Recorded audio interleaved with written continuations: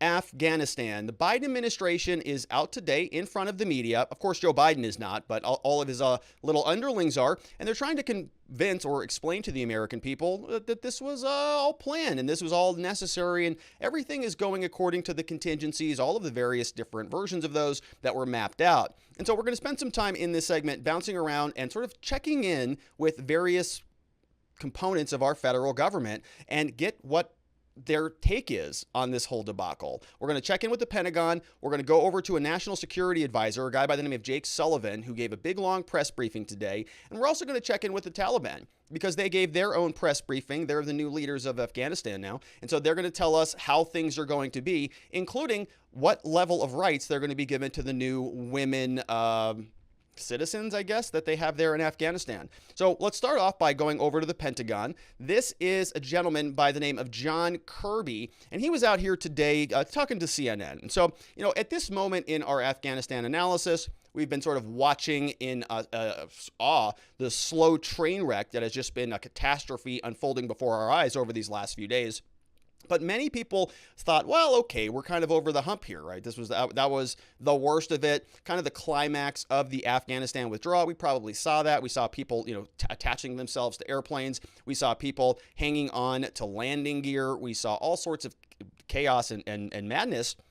But that has to be over, right? Because it was all just sort of in the war, in the battle leading up to the capture of Kabul. But after that was over, presumably things started to get better, right? And there's nothing else to talk about, right? Let's check in, because I think the answer is no. The answer is wrong. There are still a lot of Americans who need some help. This is what John Kirby, the Pentagon Press Secretary, had to say. Here he is. There are certainly thousands of Americans. We don't have an exact count. I would say somewhere, best guess, between 5,000 and 10,000 that are near Kabul. There was a message put out by the the State Department today, advising those Americans about how to queue up and how to get to the airport. So that now that security is better, they don't need to necessarily shelter in place, and they can begin movement to the airport for process. As many as All right, so as many as 10,000 is what that guy was just going to say. As many as 10,000 people. Now, that's sort of a number that we're hearing from the Pentagon. If you check in with some of the other foreign sources, I saw a source from the UK that said it might be as many as 40,000 people. And all of the numbers are being concocted to serve whoever's doing the reporting. And so, it kind of depends, well, who's on visa status and who's, who has applied for refugee status and what different buckets are these different people who want to get out of Afghanistan in, and how many are we sort of, counting as being necessary to save is part of the conversation that's happening here. They're being asked, well, are we done? Are there any other Americans there? You said boots up off the ground, put them on the plane, and are we done? How much longer is this going to continue? Because we know that Joe Biden and his administration have set a deadline that all troops should be out of there by the end of this month. And so trying to gauge, are there any outstanding Americans? They told us this whole thing was planned. It didn't really feel like that. So now we're trying to gauge the extent of the damage. So the press secretary from the Pentagon comes out, 5 to 10,000, just a couple of 1,000 American citizens who happen to be over there. Apparently nobody put that into the contingency plan and just sort of said, well, security's a little bit better now. We're not there. So make your way to the airport and queue up. Meanwhile, we just saw what happened yesterday and 2 days ago at the airport. Not particularly inviting if you're an American citizen wondering whether you're going to be beheaded by the Taliban, for example. So that's what the federal government is doing right now. That was the press secretary. And then we're going to change gears a little bit. We've got 4 people we're going to take a look at from the Biden team. That was the Pentagon. Now let's check in with the National Security Advisor directly to President Joe Biden.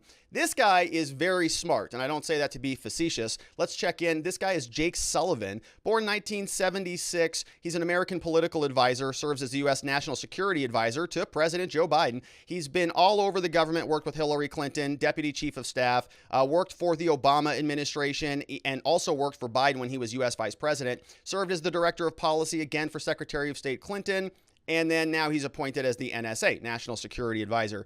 So this guy, he's been around for a long time, very highly educated, very, very sophisticated, unlike yours truly. Don't let the collar on my shirt fool you. I'm basically a troglodyte. This guy's very intelligent, much more sophisticated than I am. He worked for, let's see here, went to Yale University, studied international studies and political science. So he got an Alpheus Henry Snow Prize, whatever that is. Bachelor of Arts, went to Oxford. Oh, and he studied international relations there. So very, very astute. Looks like he got a Marshall Scholarship, maybe a Rhodes Scholarship, Master of Philosophy in International Relations. Also got his JD from Yale Law School, one of the best law schools in the country. Yale Law Journal, Truman Scholarship, Brookings Institutions, and the Yale Center for the Study of Globalization. So with all of those credentials, you can be absolutely positive that this guy has no idea what he's talking about, is so detached from reality that what you're going to hear from him is just a bunch of bloviation, right? It's a bunch of language for all of us dummies, because we're just sort of the stupid masses that need to be herded like cattle into wherever the intellectual superior class decides we need to go. And so they form these little committees, the Yale people and the Harvard people and all of the elected officials. And so pay close attention now, because this guy is very, very smart and sophisticated, way smarter than I am. And so we're going to start off here. And we're going to kind of pick up where the Pentagon Press Secretary left off, right? He said that there may be 5,000 to 10,000 people who are still out there, who are still in Afghanistan, and they are unaccounted for, trying to figure out what to do with them.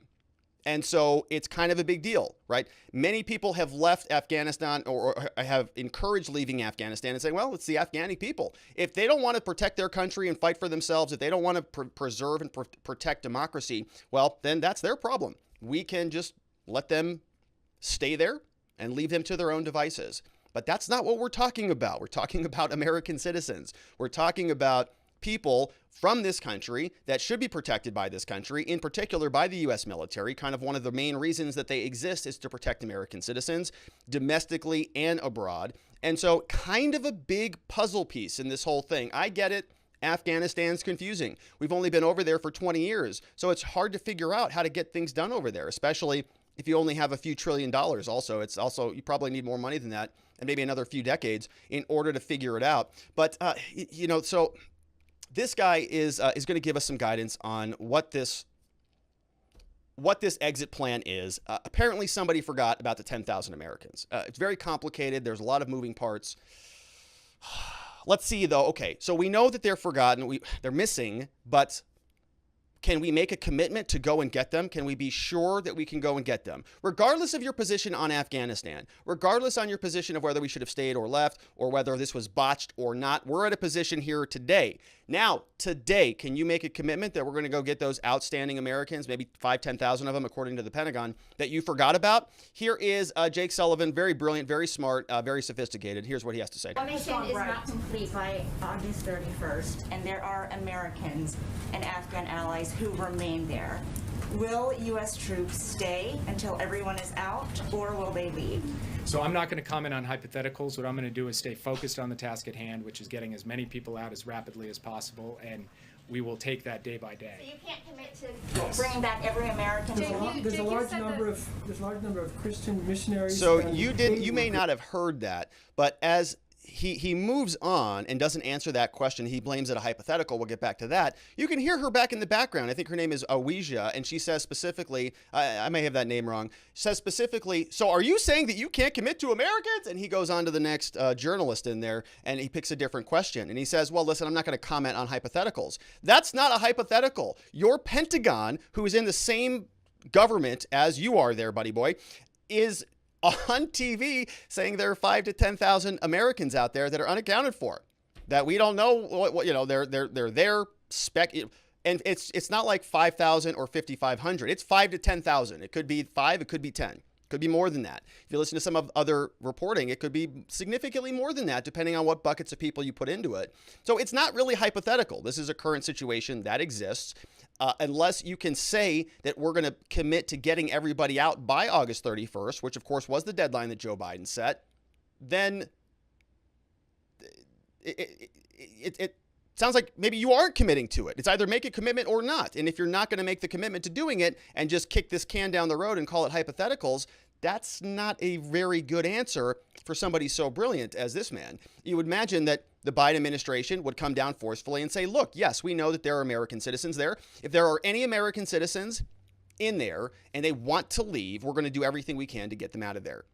That's what an actual leader might say. Yes, we understand that there was a contingent of American citizens there that are still in Afghanistan and theoretically in harm's way. We're going to do whatever it takes to get them out of there. And that includes sending back in the force and fury of the entire U.S. military if the Taliban doesn't comply, because there are 5,000 to 10,000 American citizens over there.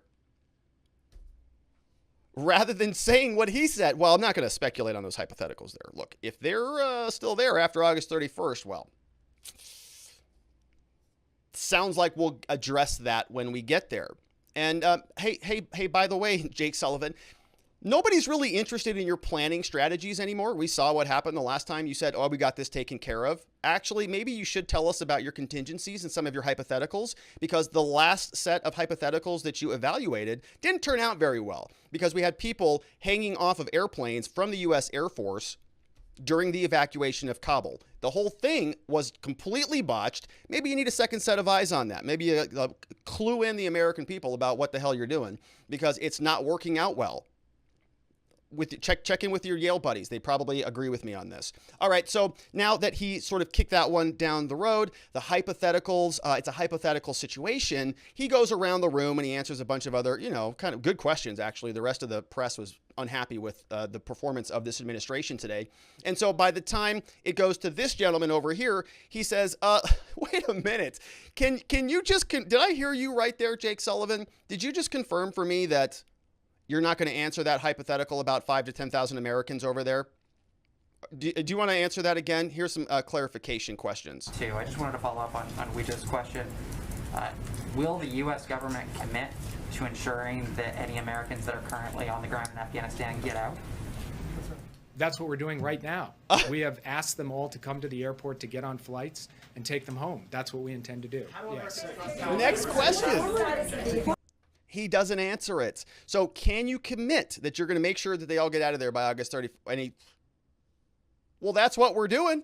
We're trying to get him out right now. So he didn't say yes. He didn't say no. It sounds like he's really excited about getting all of them out of there, but he didn't answer the question at all.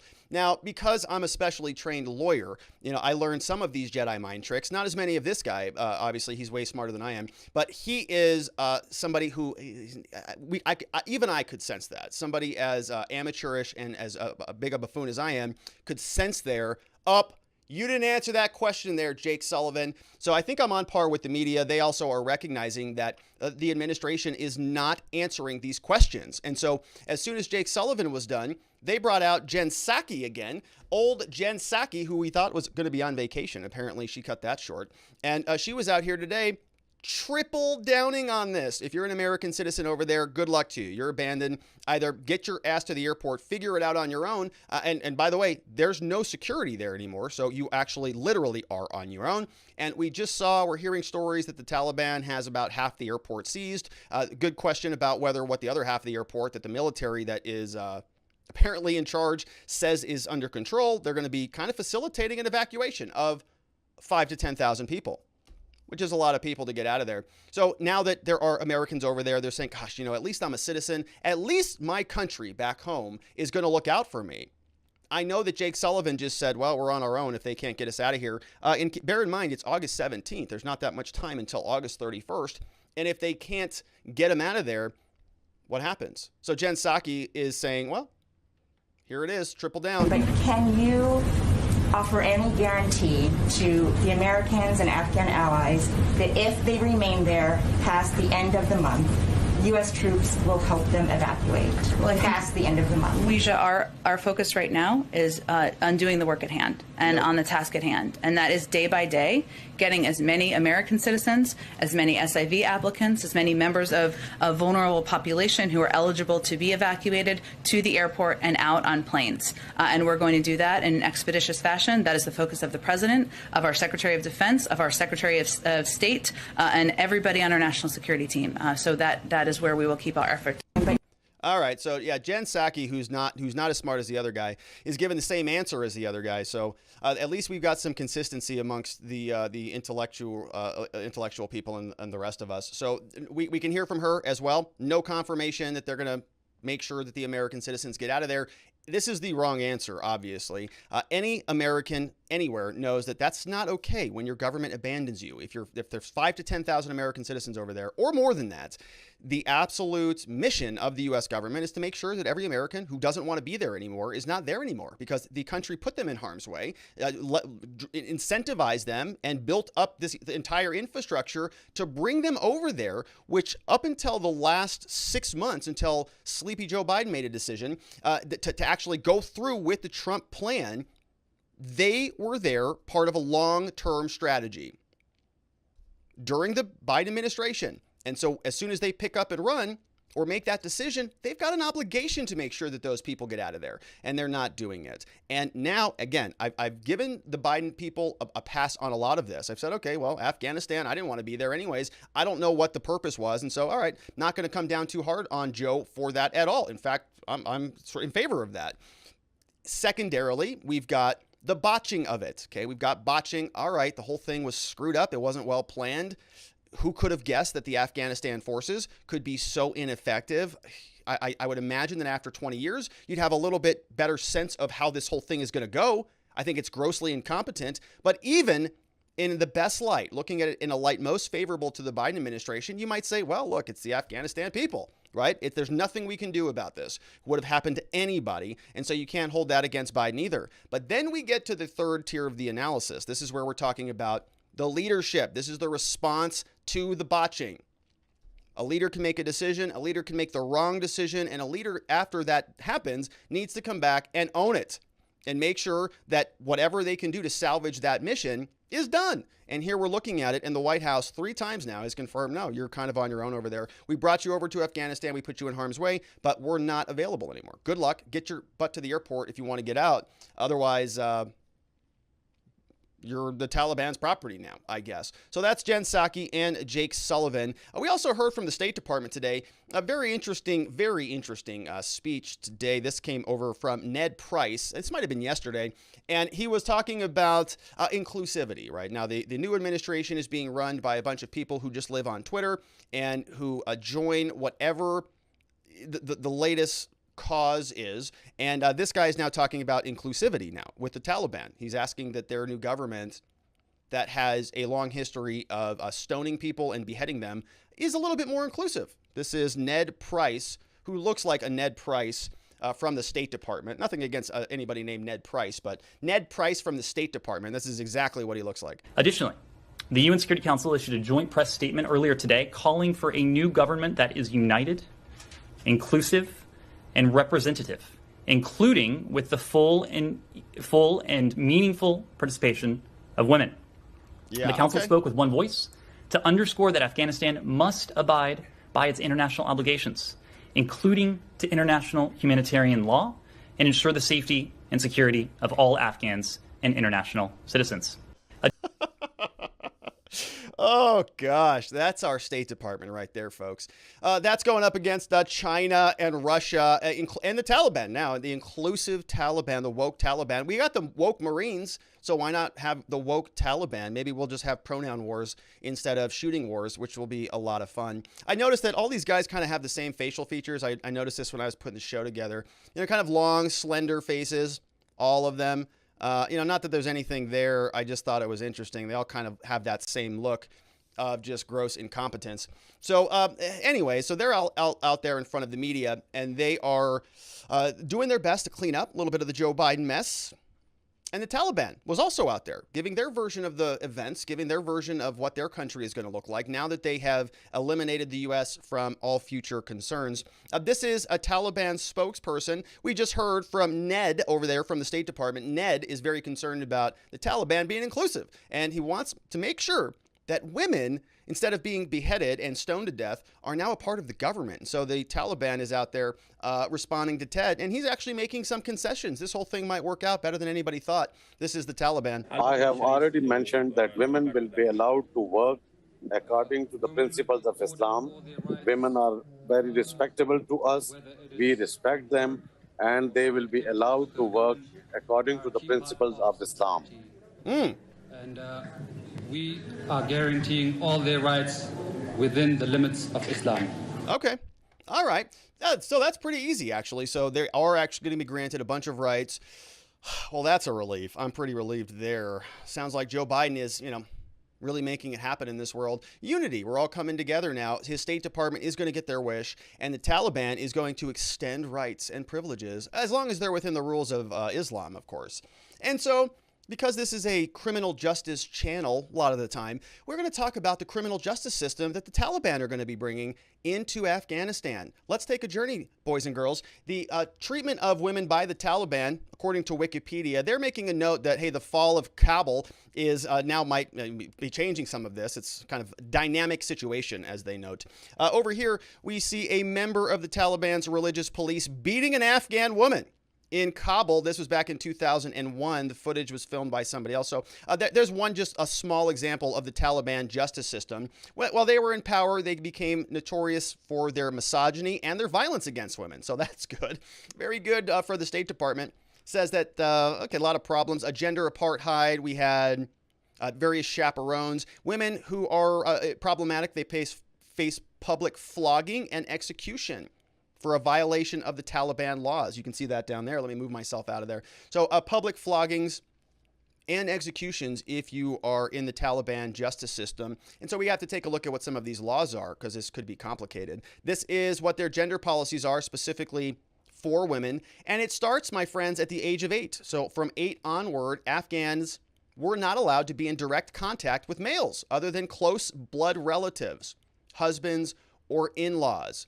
Other restrictions for women are as follows. So can't go out in the streets without a blood relative, which sounds like a lot of work. I mean, goodness, you got to chaperone everywhere. That's a lot of work. Or without wearing a burqa, which is what you see over here. So that's good justice. So that's a progress for women. Women should not wear high-heeled shoes, as no man should hear a woman's footsteps, lest it excite him. Ooh, the Taliban, at least they know what they're talking about when it comes to high heels. Women must not speak loudly in public, as no stranger should hear a woman's voice. There are some situations. Okay, at all ground and first floor residential windows should be painted over or screened to prevent women from being visible in the street. Okay, so that's good. Ned's going to be happy about that. Ned, photographing and displaying pictures of females is also banned. A modification of any names like the word women, for example, that's going to really upset Ned and the left. Women and Women's Garden is renamed Spring Garden. Actually, they might be happy about that one. I'm not sure they might actually enjoy that, because they don't like women anyways, or men. It's all person and people and zims and jurs. And so Spring Garden Ned might like this one. I think I was wrong about this. This is Ned's in favor of that one.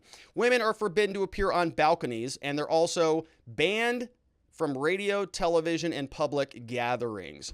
Okay, so that's what the State Department is negotiating with now. So that's going to be good. Very good progress for women. And it sounds like also maybe 10,000 Americans over there, half of which I would guess are women, or maybe a smaller percentage of this given the fact that it's Afghanistan. Okay, so let's say it's 2,000 out of the 10,000 are women. That's their new gender policy. That's good. Good, really good progress there. Well done. We also have some punishments if you don't abide by those gender policies. Could be problematic for you.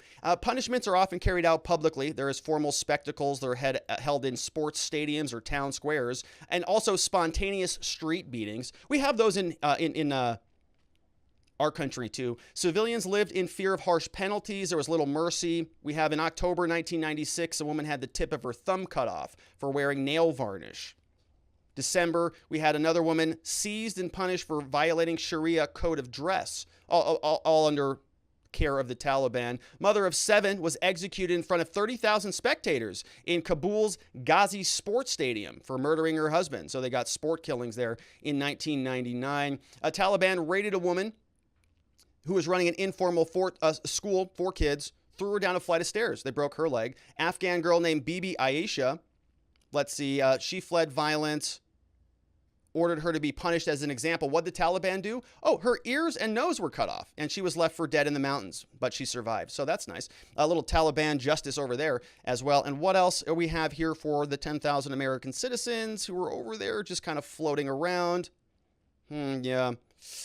More execution. Yeah, for defying the Taliban dictates. So that's what we've got going on over there. 10,000 American citizens. Many people just say, well, it's just the Afghanis. Who cares about them? Well, I do. They're human beings. And I think that the United States certainly has an obligation to clean up the mess a little bit that they made before they leave. It's like if you go camping, you want to leave it better than you found it, right? You don't go there and pitch your tent and throw your disgusting human debris all over the place. You clean up. You left it better than you found it for the next campground.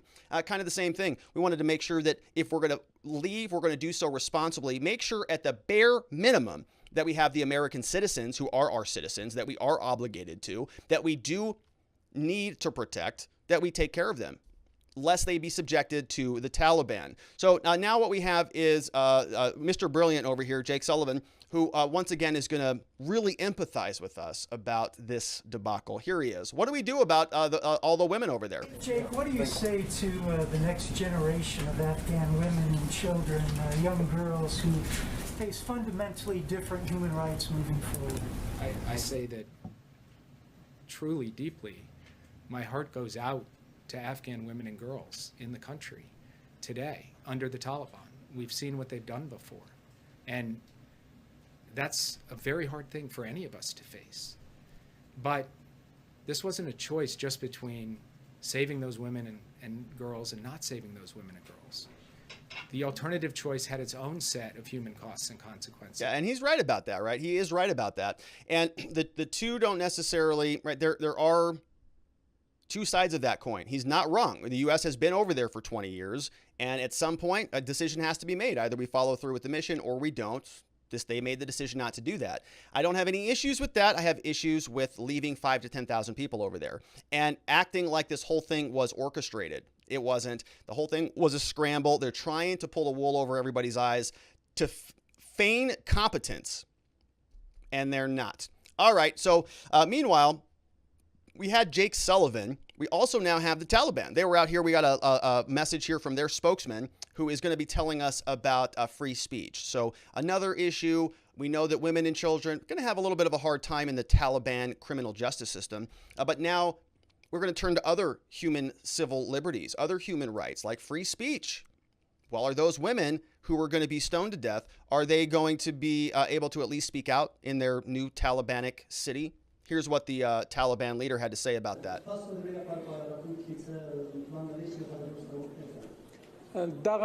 دا سوال خو باید د فیسبوک له ادارې سره چې د بیان د ازادۍ دعوت دوی کوي او دلته خلک د بیان د ازادۍ. This question should be asked to those people who are claiming to be promoters of freedom of speech, who do not allow publication of all information. I can ask Facebook company. This question should be asked to them.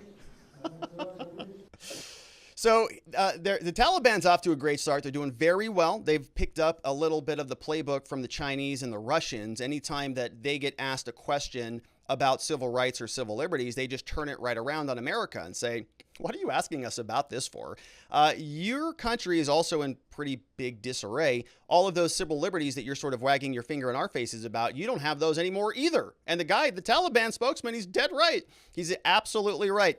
Now, to a different degree, right? Now, we're not talking about Taliban free speech. We still have the First Amendment. There are a lot of protections there. I'm not trying to poo-poo that. But Facebook is absolutely, and a lot of these big tech companies are acting as the escape valve, the escape hatch. What the government can't censor you over, Facebook has no problem. What they can't what they can't gobble up without a warrant, Facebook can just kind of turn that stuff over in many cases. And so we're seeing the private government exception, the private corporation government exception to this. And so he is absolutely right. A lot of free speech suffered over the last year. It continues to suffer. We have chilling effects all over the place. Department of Homeland Security just came out. We talked about this in a bulletin yesterday, saying that if you are kind of, promoting conspiracy theories or on forums, or you're somebody who might question the coronavirus, or you might question the election or any of those things, you might be an extremist. You might be somebody that needs to be monitored by the DHS. And so if you don't think that that chills speech,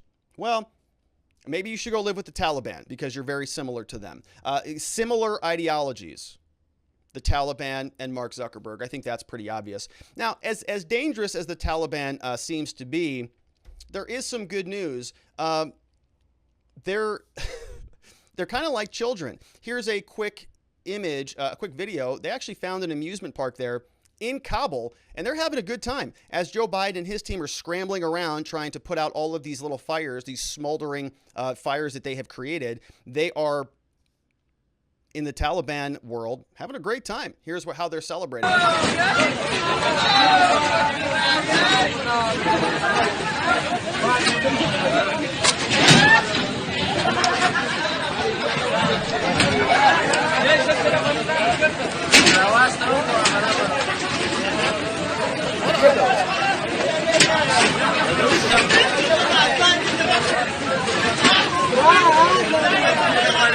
I don't know what those are. I think those are sheep or little unicorns or something like that. Inappropriate for grown men to be doing that. Not appropriate. But they're the Taliban, so they're going to do what they can do. You know, I went through the Sharia law a little bit, and I didn't see anything there about riding little ponies, but that's the Taliban. Now, it wasn't just the little unicorns that were colorful and purple and pink. It's also the bumper cars. Here's the Taliban out there with the bumper cars just bumping into each other. Now that the country is theirs, it was literally so easy. They're not even mourning anybody. There's no mourning. There's no dead Talibanese people. There's only a lot of fun, a lot of joy here. Oh my gosh, that is way too loud. Let me turn that down. Here.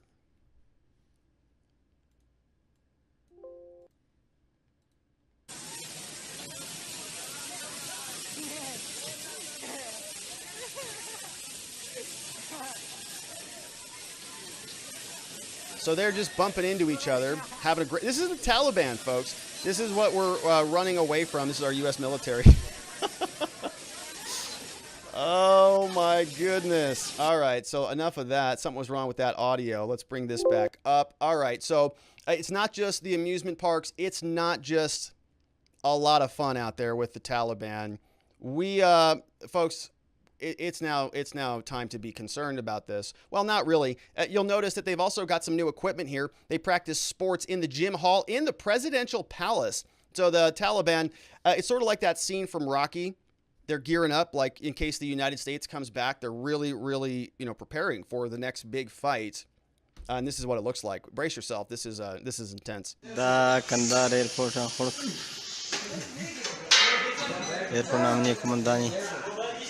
Academy headquarters, Razakna.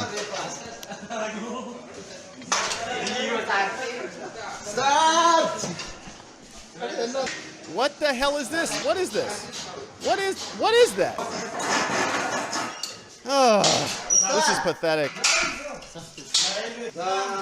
This is just the worst. First of all, folks, we have nothing to worry about, okay? These guys have zero coordination. They're not doing any bench presses. They're not doing any squats. I didn't even see a squat rack in there. There might be a squat rack in there. I don't see one. There might be a leg press. I don't know. Deadlift. I'm not seeing anybody do deadlifts. Did you see the guy doing the overhead presses with the reverse hand grip? I mean, it's amateur hour. So I'm not particularly worried about the Taliban here.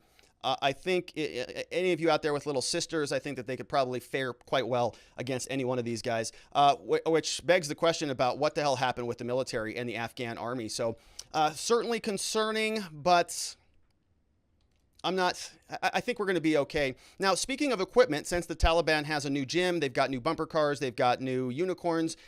They've also got some other stuff that is a little bit more concerning. Here is, once again, Jake Sullivan acknowledging that, yeah, they do have a lot more than that. They've got a substantial amount of U.S. military gear. Thank you. What happens to the billions of dollars worth of weaponry that the U.S. gave Afghanistan? Does the U.S. have a plan for that, or does it remain in the Taliban hands?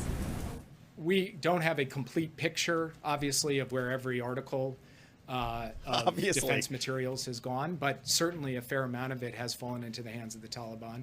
And obviously, we don't have a sense that they are going to readily hand it over to us at the airport.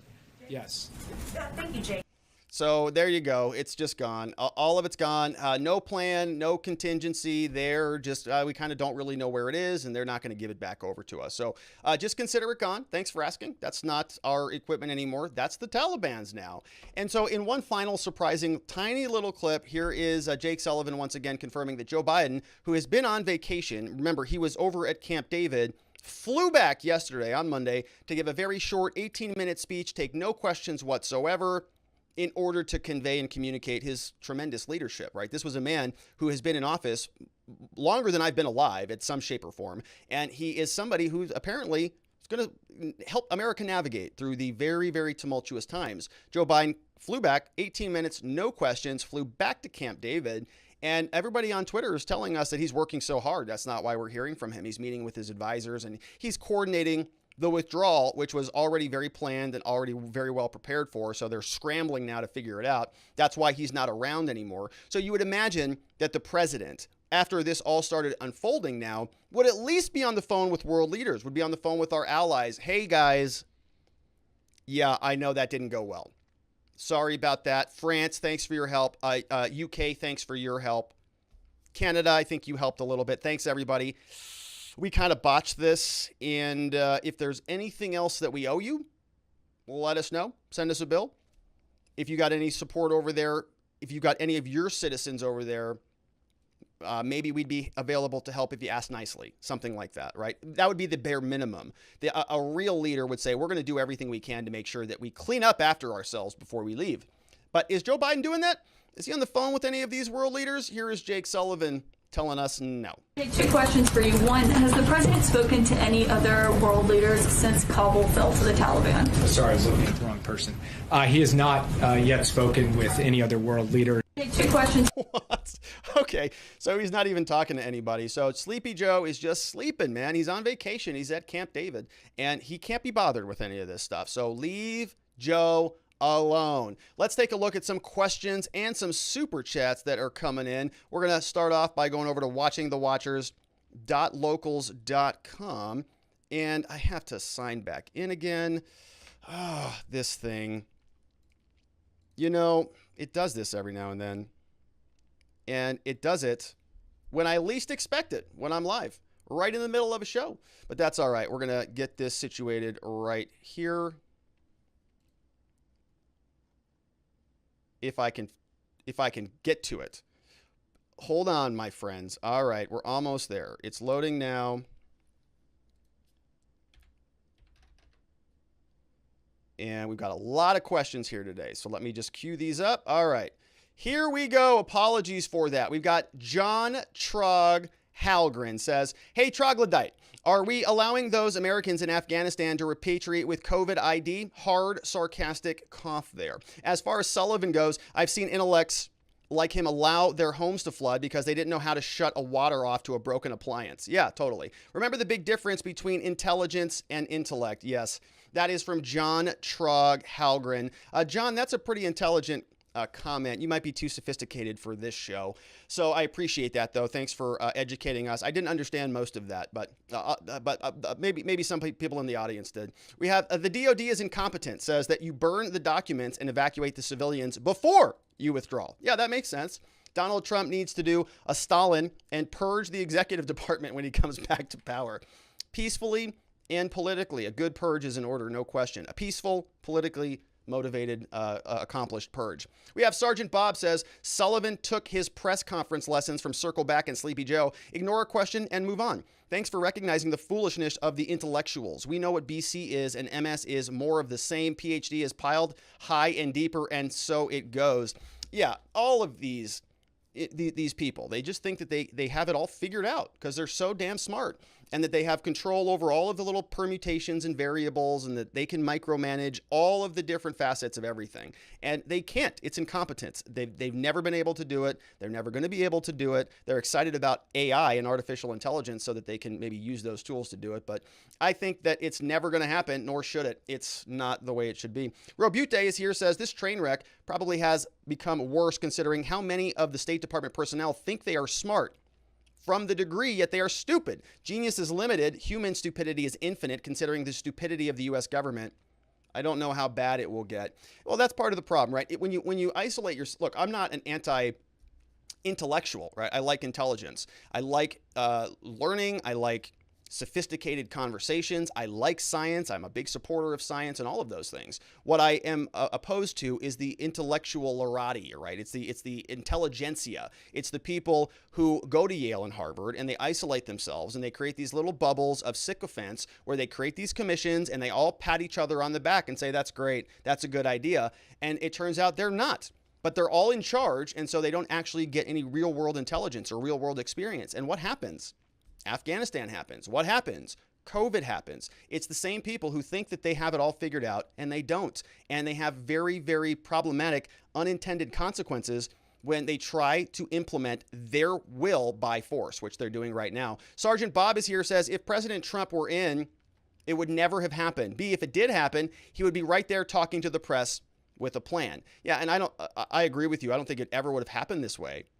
If it would have started, and listen, also, if it would have happened, I would imagine Donald Trump would have been just eliminating anybody who was a part of the problem. Anybody who misled him would have been fired. He had no problem firing people and making them the scapegoat, which is exactly what should happen if you think this is problematic. If you think what happened here was that our entire military industrial complex, all of our intelligence apparatus has been misleading us for the last 20 years, well, then you might want to see some people resigned or eliminated politically from their positions. Or we can just go, oh, sorry, God. Oh, shucks, right? I forgot to get the milk on the way home and just paper over the whole thing, which is what they're doing. Soul Viking is here, says, I wonder if they took the inclusive gay pride flag down from over the embassy while they were finishing burning the documents and turning out the lights.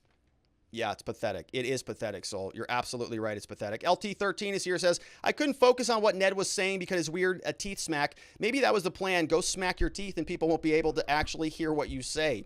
We have another one here from, yeah, I know. Ned has a lot of problems just in general. Over here we have John Halgren says, the Taliban has been inclusive for years.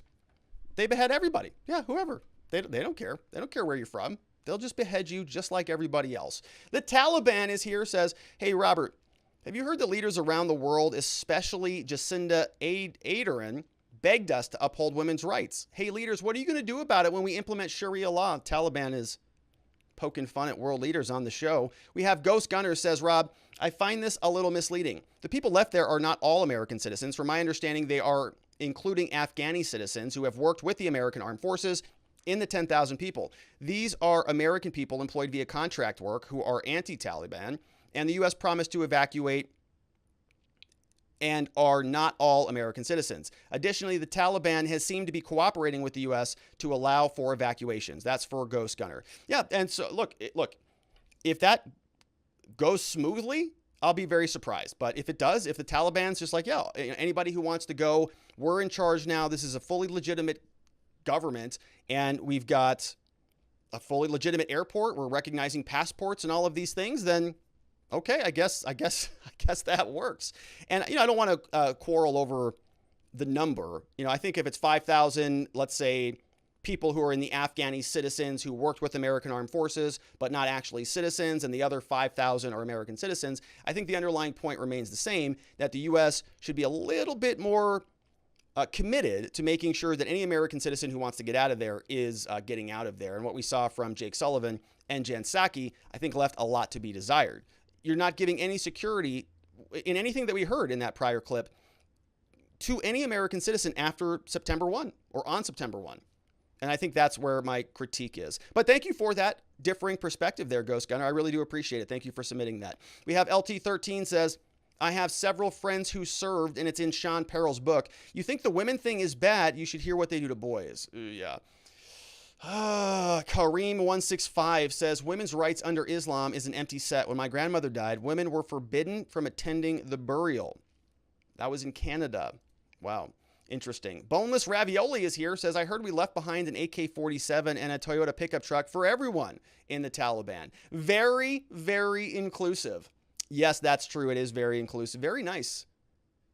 Yeah, it sounds like almost reparations for the Taliban, doesn't it? John Halgren is here, says, it's pretty clear to me now that the Afghan culture doesn't care about women no more than the Taliban do. If they did, they would still be fighting to keep these pigs out of their country. Sad day for the women of Afghanistan. That's from John Halgren. Yeah, or it's exactly what the Afghan army wanted, you know. Did they want the woke Marine? Did they want the Kardashians? Did they want Caitlyn Jenner, Governor Caitlyn Jenner, running Afghanistan? Probably not. They probably have a lot more in alignment with the Taliban than with the average American citizen, I would guess. Versus, you know, go to the campus of Berkeley, pick up an average Taliban and an average Berkeley person and compare that with the average Afghanistan person. Who are they going to be closer in alignment to? 100% the Taliban person, obviously. So they're just kind of in alignment with it. That's why, hey, Joe, you're here. Long time no see. Yeah, here, take my guns. You need them. We have here from John Halgren says, it's pretty clear to me that we already read that one. Next up, we've got Spawn Dog says, how does one find a beautiful bride in Afghanistan if you can't see them? It's a good question. I think it's by force, right? I think it's by gun. You just sort of conquest and you seize your bride, or it's by arranged marriage between different parties. Edon Testis here says, the Taliban spokesman was just as clear as these U.S. spokesmen. Women will be allowed rights according to the laws of Islam. The laws according to whom? To Islam, whatever Taliban says they are. We have John Halgreen says, I'm dying. The tallies just dunked on Facebook. Yeah, they did. Totally. They did. The tallies dunked on Facebook. Yeah, they did. They did. And they're right about it, actually. Their criticism is warranted. Yeah, why is Facebook so limiting on free speech? It's a good question. I'd like to know the answer. I agree with the Taliban on that. Yeah. I'm in total line. I totally agree with the Taliban that Facebook is terrible. All right, we have another one from Thunder7 says the Taliban equals, gonna get flagged for something there. Taliban is misogynist, but most of the UAE, including Saudi Arabia as well, and all of the others have no rights, but they're not criticized because they are part of the wealthy elite. Sharia law is Sharia law, no matter what country it's enforced in. Such hypocrisy. Well, I'm not a fan of any of that, but apparently the Biden administration has a lot of hopes that the Taliban is going to be very inclusive. We'll see. CNN is trash says, Rob, have you seen the meme of Clarissa Shields not wearing a burqa one day, the next day wearing a burqa? Violent, but mostly peaceful, part 2. That's from CNN is trash. Yeah, we played that yesterday on the show. It was quite a change. One day, boom, entire outfit change. Ref Fanilator is here, says, just a little reminder that they need a new war now. So if you match Biden's domestic terrorist list, which being a skeptic or a libertarian, be prepared for the January 6th treatment. It's official now, right? It's from DHS. They have confirmed that. John Halgreen says, tilt a whirl of goats and grown Taliban man. You actually showed that date night in Kabul. I was going to make a goat joke, but I chose not to because, John, I knew you were out there and that somebody else would do it. There it is. Shade says, tuning into your show on most days, your comedic sarcasm is relieving and hilarious. Spicy times and truly how most of us feel as well. Thank you, Rob. Thanks, Shades. You know, sometimes I try to be a little bit serious and I just have too much fun just making fun of these people because it's so idiotic that I can't even help it. We have Edon Tess says bumper cars. Well, at least that guy had his AK-47, in case of road rage. That's right. You don't want to be in a bumper car battle with the Taliban. Let me tell you that, especially if they've all got AK-47s. I mean, they'll shoot at you. They won't hit you, obviously, so you're okay there. But it can be a little bit scary if you're not familiar with bumper-to-bumper combat. LT13 says, you have got to see the Afghan military do jumping jacks. Yeah, I did. I've seen that a long time ago. Let's see if we can pull that up while we're just going through this. Well, just because we're having a little fun today. Let's see if we can grab this one going. Look at this. Here is the Taliban doing jumping jacks. Oh my goodness. No, this is the Afghanistan army actually doing jumping jacks with a U.S. soldier here. Really, really bad time. Yeah, really bad time. And look, it's not in good taste to make fun of the Taliban, right? But of the Afghanistan army. But it's like, folks, what have we been doing for 20 years? We're listening to our elected officials tell us this is all great. Everything's according to plan. And we saw the opposite of this stuff. These people are liars and they should have their noses rubbed in this. They've been telling us it's all under control. Joe Biden flew over there many times, met with the Afghanistan troops many times, sat down with the president. Hey, in the Oval Office, hey, everything's all great. They're doing a great job. I stand by them. Told us as little as a month ago, no, they have 300,000 troops. This is all good. They're as armed as any modern army. And then this is what we get. They should have their faces rubbed right in it because it's embarrassing. And they're or held accountable in some way. But we're not going to get that. So the only thing we can do is poke fun at him. Nadarb says, don't fall for it, Taliban. It's a trap. Look what happened to America after we allowed women to vote. It will not end up anything like the description they sold you on. But seriously, this is why China and Russia can get along with them, because they don't make these ridiculous demands about how they need to change their culture and way of life or else. This is an ancient art form called diplomacy. That's from Nadarb. Nadarb, yeah. We have next up, John is here, says, this dude has an RPG in the weight room. That's a rules violation. Well, maybe it's sort of like his, it's part of his routine. You know, he's Taliban. You got to be able to carry that rocket all over the place. So it's part of his cardio, you know. Some people wear the weight vests. He carries an RPG in. Want to know says, how is Kamala going to hold meetings with the Taliban in a burqa? Not allowed to talk. Hopefully not laughing either. Could we pass these rules for politicians like AOC, Pelosi, Almar? It is their administration.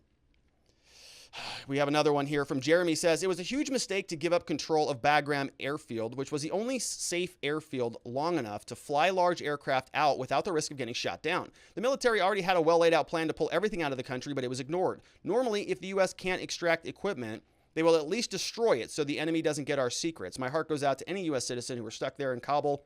Hope they can get out safely. That's from Jeremy. Me too, Jeremy. Me too. We do have fun here, but we got to remember, right? These are serious people. These are people. These are human beings. Nadarb says, those dudes were having themselves a good time. Banging weights brings a whole new meaning to radical Islamist. Rad, bro. Oh, no. We have Doodle Doo says, why am I having Benghazi deja vu, except in real time and 10,000 times worse? You know it's bad when CNN, MSNBC, and the press pool are turning on the Biden administration. You're right. It is that bad. And they are. That observation is accurate. There's no way they can defend this train wreck, but no doubt the Pentagon, State Department, Intel, all of them are going to make Biden their fall guy, even though they are all responsible, especially the ones who have more concerned about being woke than actually awake doing their jobs. That's from Doodle Doo. Great comment. Yeah, I like that. Woke versus being awake. That's from Doodle Doo. We got a couple more here. Greg Gutfield is here, says, we should have known the Biden would fail this withdrawal. That is how we got Hunter. Well, why isn't Joe talking to Hunter? He's the smartest man he knows. Maybe he can solve all of this for us. Lee Fibbug is here, says, Biden is isolated. No cabinet members around him. No Kamala standing behind him. You would expect Blinken to be next to him when he faces the public, but no. They're making him own this 100%. What is going on in the background? It's a good question. It's a good question, and the Republicans are now floating around the 25th Amendment. Lots of interesting things happening. We have Robute says, really, the State Department is begging the Taliban to give the heavy equipment back. Are you serious? Why would the Taliban give their equipment back? They wouldn't. To be optimistic, the Taliban does provide laughs with them humiliating the U.S. government, who is only able to spy on its citizens, oppress and lie to their citizens with footage of gym equipment and bumper car play. It's ridiculous. And yeah, the last villain is here, says, it wasn't a failure of the Afghan force. It was ours. Could they fly the planes? A few. Could they fix the planes? No. They picked up and cleared bases without even alerting the Afghans. Jenn Psaki said, we're doing everything to undo the work at the briefing today. Freudian slip. I didn't see that, the last villain, but I don't doubt it. Edon Tess says, well, the joke is on the Taliban because before the U.S. left, we took all the keys to the ignition for the Humvees and the attack helicopters. That would be a good thing, but I'm sure that's not true. Robute says those intellectuals in humanities are bloody useless. They only spread CRT. Their only university degree I recognize is STEM and humanities, and they need to be reformed and purged of CRT. Also, isn't it weird that the Taliban account is allowed a Twitter account, but not Donald Trump? Also, have you heard that Australia is building their first concentration camps for quarantine? It's like the worst. It's like the worst. Serious. Everything is just bad in that comment. It's a great comment, but there's a lot of bad observations in the world. Yeah, Taliban's on Twitter. Donald Trump's not, former president. Intellectuals and humanities are bloody useless. Absolutely true. We also have Australia's building their concentration camp. So it's just a whole smorgasbord of doom. I love it. NY Renal MD says, where is our Speaker of the House? Where is her outrage for Afghanistan? Our president now that the woman will be enslaved for another 1,000 years. They're nowhere to be found. They are just hiding. It's like when Cuomo from CNN, the dumber of the Cuomos, goes on vacation. Like that was planned? No, it wasn't. Doodle Doo says, is it terrible that I was kind of hoping for the Taliban guy on the exercise bike to get his dress caught? Robes and treadmills aren't a good combination, guys. Just saying. Talk about a juxtaposition. Yeah, that's hilarious, Doodle Doo. Look, I'm all for, fitness. I support it. I guess the Taliban are on the fitness train. Spawn Dog says Biden is really screwing up our country. Yeah, that's true. That's true. Not doing so good. We have Ghost Gunner says, I hate hearing about the 25th when it comes to Biden. Kamala is going to be worse. Yeah, she's also a walking disaster. Lauren S says, serious question. Is all that training equipment we brought over, like tanks, guns, etc., now property of the Taliban? Yeah, I mean, I don't know. We could file a claim in a court here in the United States, I guess, or the U.S. military could submit a request over to them, but it's the Taliban's now. All of it. All right, let's take a look over at some super chats that came in from YouTube, actually. Here, Eddie Oliver says, within the limits of Islam means floor sweeper and or tea getter. Talking about women and their rights in the new Afghanistan Taliban. We have both very important positions in the new administration. Yeah, that's right. Floor sweeper, tea getter, probably a lot of other awful things. That was from Eddie. Good to see you, Eddie. We have DG McBride says, the clip of the Taliban working out looks like any gym the first week of January every year. It's true. It really does. It looks like that also when it's summertime and all of the high school kids come out and they got nothing to do. So they're at the gyms all day on Saturday and they're all just like, bumping around like bumbling children. It's a lot of fun. Brody Z says, I never knew you could go from being the most popular president in history to possibly being the most hated in less than a year. Yeah, pretty good record time. It's been like less than 8 months. Joe Biden, not good. Eddie's here says, do you remember a few shows back when I mentioned that these decisions were being made from the top down? I think my point was proven. Yeah, I think you're right, Eddie. And I think presumably you're meaning it's from Biden and trickling down, or I'm not sure if you mean that there's somebody even above that who's making these decisions, but either way, it is trickling down. Kelly Selnow is here, says, throwing in some extra love because the locals chat is on fire. Thank you for that, Kelly. Do appreciate it. Says, oh, and 30% for YouTube. That's for what you do. YouTube, yeah, they host this nice forum. We're able to have these conversations, and so they take their cuts. But I do appreciate that, Kelly. Thank you very much for that. It does go a long way. We have next up from Garp. He just super chatted, says Trump 2021 is the message there from Garp1966. Thank you very much, GARP.